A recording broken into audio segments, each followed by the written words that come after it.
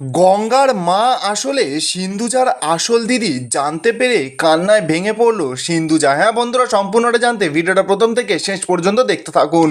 ধারাবাহিকের শুরুতে দেখা যাচ্ছে যে অর্জুন তো উপালি আর উদয়নকে বলছে যারা তোরা কি করছিস, এটা বুড়ো বাবার থানে যেতে কত হাঁটতে হয় তোরা জানিস, তোরা এসব পারবি নাকি?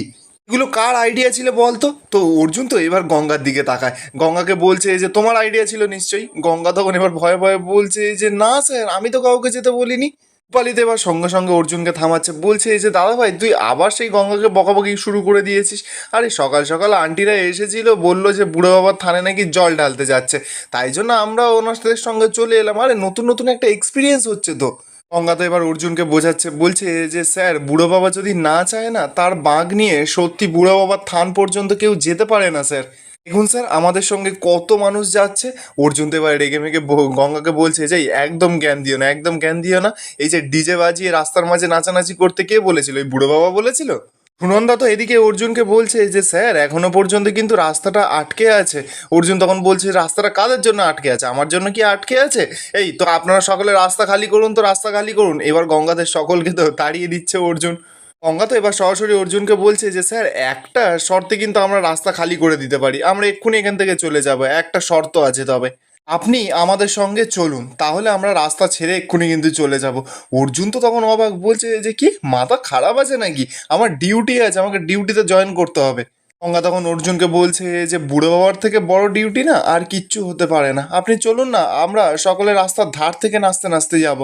মিনতিও এবার অর্জুনকে বোঝাচ্ছে, বলছে যে বাবা আমার কথাটা শোনো, গঙ্গা যেটা বলছে সেটা করো না, তুমি চলো না আমাদের সঙ্গে, এমনিতেও তো তোমাদের জীবনে ঝড় ঝাপটা কম যাচ্ছে না, বুড়ো বাবার থানে গিয়ে জল ঢাললে দেখবে সমস্ত দুঃখ কষ্ট সব কিছু দূর হয়ে যাবে। এবার তো মেটে গঙ্গার সকলে অর্জুনকে জোর করা শুরু করে দিয়েছে। গঙ্গা এবার অর্জুনকে বলছে যে স্যার আপনি চলুন না, আপনাকে সব বাঁক টাক কিছু নিতে হবে না, সব ব্যবস্থা আমি করে দিচ্ছি। গঙ্গা তো এবার তাড়াতাড়ি করে অর্জুনের পা থেকে জুতো খোলা শুরু করে দিয়েছে, বলছে যে স্যার জুতোটা খুলুন এক্ষুনি। তো অর্জুন তো এবার কি করবে, বাধ্য হয়ে শেষমেশ জুতোটা খুলে দেয়। গঙ্গা তো তাড়াতাড়ি করে গিয়ে জুতোটা গাড়িতে রেখে এবার এসে বলছে যে চলো এবার সকলে মিলে যাওয়া যাক। এবার তো সকলে মিলে ভোলে বাবার নাম নিতে নিতে ওখান থেকে বেরিয়ে পড়ে, সঙ্গে আবার অর্জুনকেও টেনে নিয়েছে। অপরদিকে দেখা যাচ্ছে যে অহনা আর মেঘনাথ তো একটা গাড়িতে করে রাস্তায় দাঁড়িয়ে ফলো করছিল সব কিছু। অহনা এবার মেঘনাথকে বলছি যে মেঘনাথ তুমি ভাবতে পারছো যে অর্জুন নাকি এই বস্তির লোকদের সঙ্গে বাবার থানে যাচ্ছে? মেঘনাথদা জানো তো, বাবা কালকে না আমাকে যা নয় তাই বলেছে কিন্তু। আর মেঘনাথদা তুমিও কিন্তু খুব একটা ভালো পজিশনে নেই। মেঘনাথ এবার কি বলবে, অহনাকে বলছে যে ভাই আমিও জানি আমার পজিশনটা খুব একটা ভালোতে নেই। আর ওদিকে গঙ্গাকে দেখো, গঙ্গা কালকেই একটা বড় মাদক চক্র পাচার ধরেছে, ধরে অর্জুনকে দিয়ে আবার আমাকে ঝাড়ও খাইয়েছে। কি করবো না আমি কিছু বুঝতেই পারছি না। এই গঙ্গাটা না সবসময় এই বুড়ো বাবা, তারপর বাবা গঙ্গেশ্বর, এদের জন্যই না মিরাকেলটা করে দেয় জানো তো। অহনা তো এবার মেঘনাথকে বলছে যে চলো আমাদের ওদের পেছন পেছন যেতে হবে, আর মকা বুঝে ওদের দুজনের মধ্যে দূরত্ব সৃষ্টি করতে হবে, ওদেরকে যে কোনোভাবে আলাদা করতেই হবে, ওদেরকে কাছাকাছি আসতে দেওয়া যাবে না, কিছুতেই নয়। অপরদিকে দেখা যাচ্ছে যে গঙ্গারা তো অনেকটা দূর অবধি পথ হেঁটে হেঁটে চলে গেছে। এবার কাছাকাছি যাওয়ার আগে একটা ক্যাম্পে সেখানে গিয়ে সকলে বিশ্রাম নিচ্ছে, জল খাচ্ছে। তো অর্জুন এবার গঙ্গাকে সাইডে নিয়ে এসেছে, এনে বলছে যে গঙ্গা তোমার শরীর ঠিক আছে তো? কালকে ওই জলের মধ্যে অতক্ষণ ডুবেছিলে, আবার আজকে রোদে হাঁটাহাঁটি করছো, এতে কিন্তু ঠান্ডা গরম লেগে যেতে পারে। গঙ্গা তো এবার সরাসরি অর্জুনকে বলছে যে না স্যার, আমি বুড়ো বাবার থানে যাচ্ছি বলে একদম আমি ফিট আছি, আর তাছাড়া আপনি তো আমার সঙ্গে আছেন। অন্যদিকে দেখা যাচ্ছে যে অহনা তো দূর থেকে গঙ্গা আর অর্জুনের কথা শুনে রেগে লাল হয়ে যাচ্ছে। মেঘনাথকে বলছে যে মেঘনাথ দা দেখেছো ওদের মধ্যে মাখামাখিটা কেমন চলছে? মেঘনাথ তখন বলছে যে হ্যাঁ দেখতেই তো পাচ্ছি।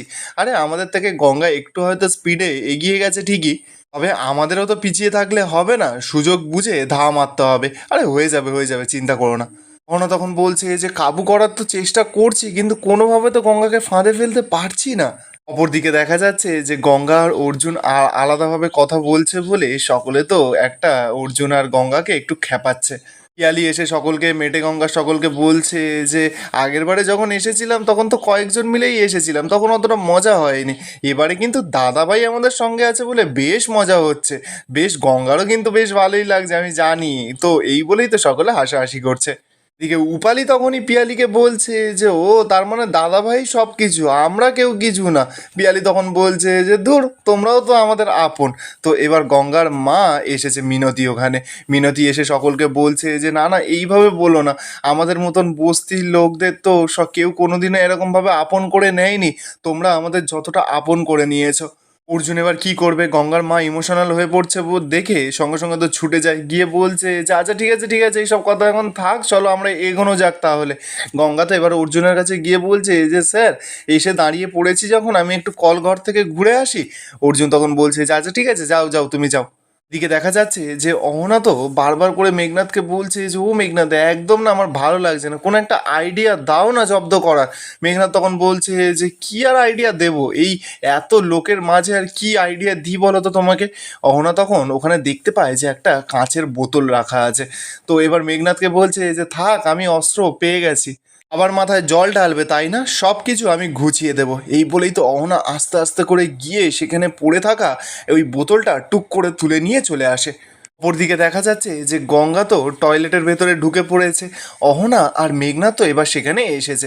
অহনা তো এবার মেঘনাথকে বলছে যে ব্যাস, এইবার তো হবে আসল খেলা, এই বোতলের কাঁচটা আমি ভাঙবো, ভেঙে ওই গেটের বাইরে ছড়িয়ে রাখবো, তারপর গঙ্গা বেরোবে, ব্যাস এবার তো খেলা শুরু।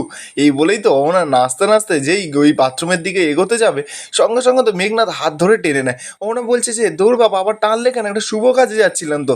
মেঘনাথ তখন বলছে যে বুদ্ধি শুদ্ধি কি একেবারে লোপ পেয়েছে, তুমি যদি এক্ষুনি এই গেটের বাইরে কাঁচের বোতলটা ভাঙো না, তাহলে গঙ্গা এক্ষুনি শব্দটা শুনতে পাবে, তারপর যদি দরজার ফাঁক থেকে একবার তোমাকে দেখতে পায়, তাহলে কিন্তু অর্জুন তোমাকে সারা জীবনের মতন টাটা বাই বাই করে দেবে।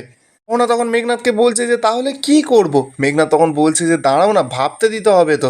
অহনা তখন বলছে যে মেঘনাথদা, যাই হয়ে যাক, কিন্তু ওই গঙ্গাকে কিন্তু বাবার মাথায় জল ঢালতে দিলে চলবে না। মেঘনাথ তো এবার তাড়াতাড়ি করে অহনাকে সাইডে নিয়ে এসেছে, বলছে যে এই ইঁটটা নাও আর কাঁচটা ভাঙো। তো অহনা এবার সেই ইঁটটা নিয়েছে, নিয়ে এবার বোতলটা পুরো কুচো কুচো করে ভেঙেছে। মেঘনাথ তো এবার অহনাকে বলছে যে আরে, কেষ্ট পেতে গেলে না কষ্ট তো তোমাকে করতেই হবে, তাহলে এখন কাঁচগুলো তোলো। অহনা আর মেঘনাথ তো এবার কাঁচগুলো গুড়িয়ে এনে গঙ্গার বাথরুমে সোজা গেটের বাইরে সব কাঁচগুলো ভালো করে ছড়িয়ে দেয়। এরপর দেখা যাচ্ছে কিছুক্ষণ পর গঙ্গা যখনই বাথরুম থেকে বাইরে বেরোয়, সঙ্গে সঙ্গে তো সেই কাঁচের ওপরে পা পড়ে যায়, পাটা পুরো একদম ফালা ফালা হয়ে যায়। মেঘনাথ আর অহনা তো আড়াল থেকে দেখে খুব খুশি হয়। গঙ্গা তো এবার চিৎকার করে ডাকছে যে স্যার, মা।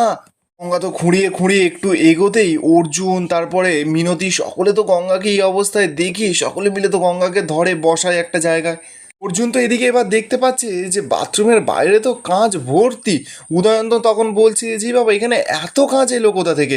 অর্জুনও তো ভালো করে কাঁচগুলো দেখছে। অন্যদিকে দেখা যাচ্ছে গঙ্গার মা তো বারবার করে গঙ্গাকে বলছে যে তুই খেয়াল করিসনি একবারও। গঙ্গা তখন কাঁদছে আর বলছে যে আরে, যখন আমি বাথরুমে ঢুকেছিলাম তখন তো কোনো কাঁচ টাচ ওখানে ছিল না।